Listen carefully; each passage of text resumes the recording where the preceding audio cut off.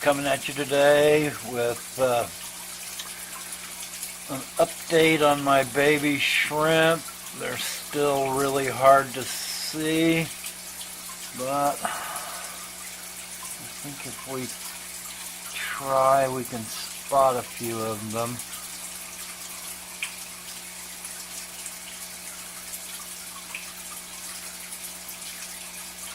My camera just won't go down far enough to really focus on the little teeniest ones. But they're in there. And there's also some detritus worms. But I'm noticing a lot of yellows and some reds. I'm going to talk to you today about breeding Jack Dempseys. Back in the early 90s, when I finally hit my stride as a fish keeper, I started trying to line breed Jack Dempseys for density of spangles is what I was going for. I think that someone else managed it much better than I did and came out with electric blues. But back then there were no electric blues, at least that I was aware of. And that's what I was trying to do. So I'll be back in a second and I'll read you my article.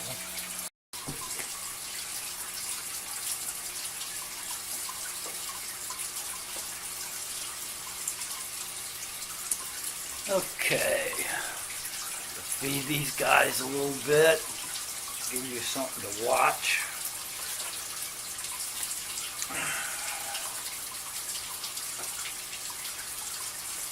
Okay, the 94 issue of Cichlid Tales, Volume 11, Number 4, July, August, 1994. And if you can see that, the third one down, Raising Jack by Dwayne Kitchell.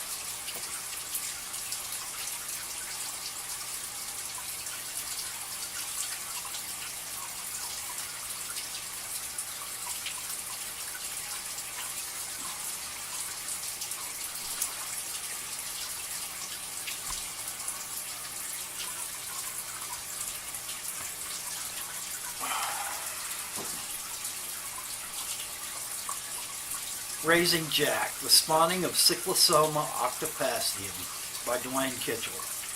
Cyclosoma octopasium is a beautiful and pugnacious Central American cichlid. Kept in the aquarium since 1904, it has earned the name Jack Dempsey after the fighter for its belligerent nature. In my experience, these fishes have killed prospective mates and ignored feeder fish with equanimity. Although considered a beginner's fish because of its hardy nature, I struggled for years to match a breeding pair. The common method of growing out 6 small individuals has often resulted in a splendid example of a full-grown male or female, but rarely a pair. Dempseys are extremely particular in their choice of mates.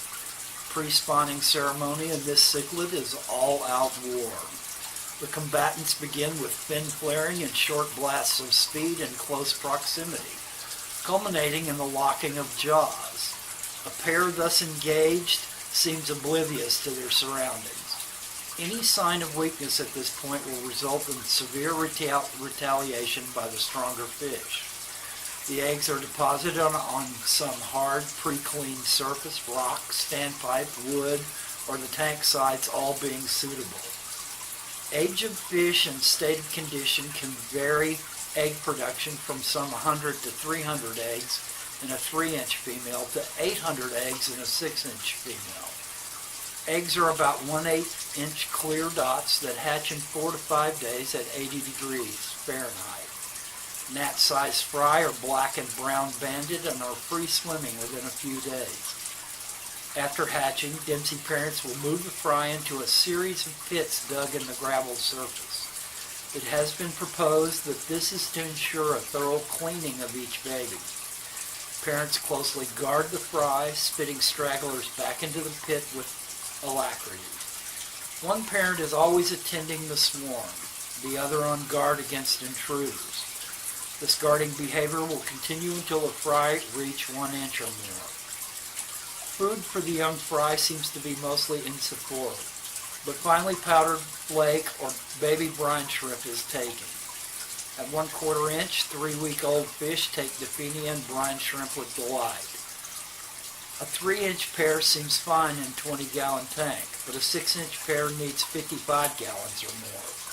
A lighter colored large blasting sand or pea-sized gravel, 3 to 4 inches deep, is preferred. Under gravel filtration will work, but Dempseys are diggers and will reduce the efficiency.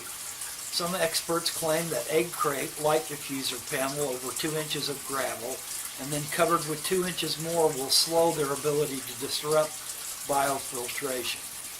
Planting is optional, as Dempseys will soon show you. Duckweed on the surface can promote spawning, and larger Amazon swords will survive. Cyclosomia octofacium will breed at a pH of 6.8 and a temperature range of 78 to 80 degrees, but can survive a much wider range of pH and temp. They are known to grow over 8 inches long and live longer than 10 years. The basic coloration is 7 to 8 bars of blue-black over a base of cream to tan. There is a black spot under the dorsal fin and one at the base of the caudal fin. The dorsal fin has a red edge trimmed in white. The base colors can be almost black when hiding or in a submissive position to a pink-white when stressed or harassed. This base is covered by blue-green spots with a metallic sheen.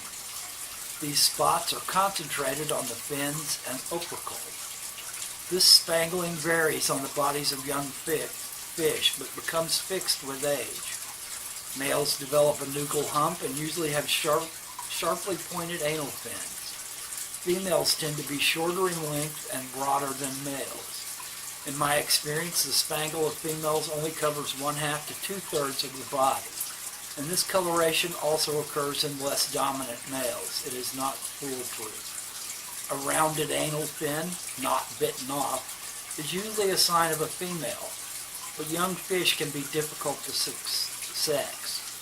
A red-headed color morph from Belize has been recently introduced into the hobby.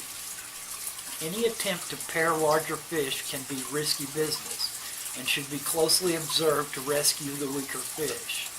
This can be helped by placing the female in the tank first, then later introducing the male. The best method is to grow out large groups and let pairs form. Be warned that a solid pair moved are two strangers again. A variety of things seem to promote spawning. A good conditioning feeding of snails or earthworms, plants on the surface, or just a water change that splashes on the surface like rain can all work. The Jack Dempsey provides a colorful and fiery example of the many cichlids available from Central America. Its parental antics and pair behavior make this a captivating aquarium resident. Good luck caring and breeding for your American cichlids. Let's see, I suppose I should show you the actual article.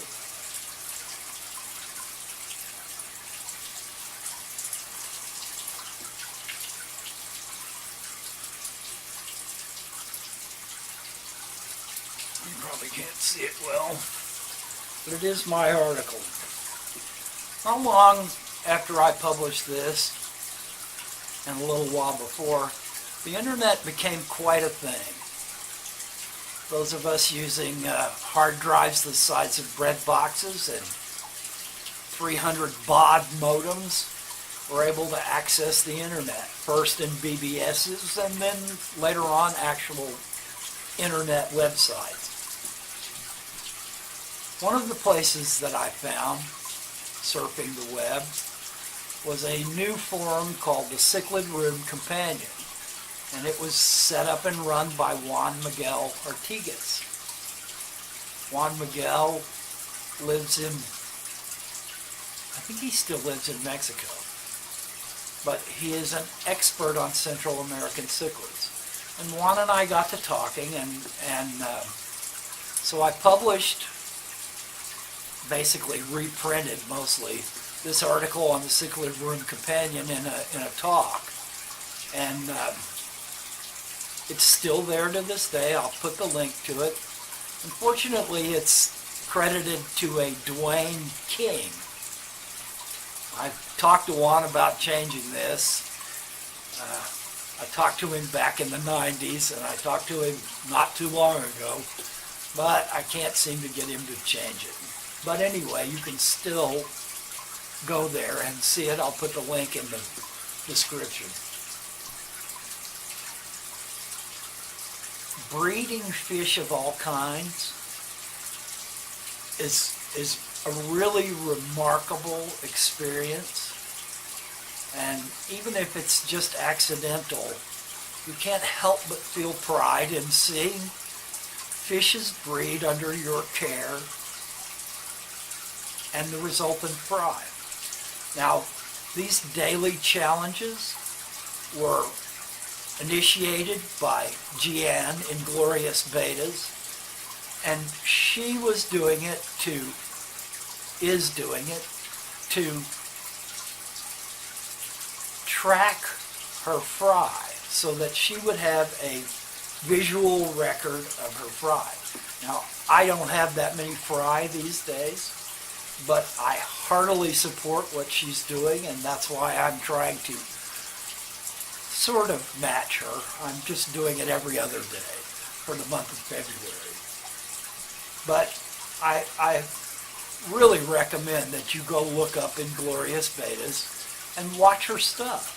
Now, you may not be a beta breeder, you may not be a beta keeper, but it doesn't change the fact that the knowledge that she dispenses, the knowledge that people that she is acquainted with and has Giup in the Netherlands and her have had several really excellent live streams.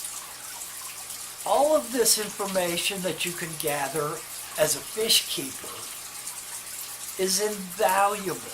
It may not be directly related to the fish that you are keeping, but it builds your knowledge base so that you are able to further yourself in the hobby of fish keeping. So I highly recommend going and checking out Inglorious Bettas. I haven't ever really done shout-outs. My channel's really kind of too small to do shout-outs yet, although I did make 100 subscribers, for which I thank you guys. At some point, I will start doing shout-outs.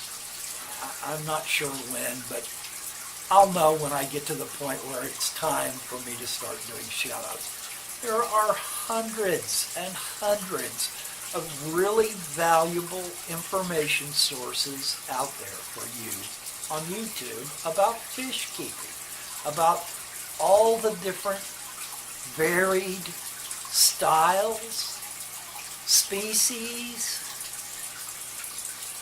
All of this information is good information for you to use. Go find it. Good luck, YouTube.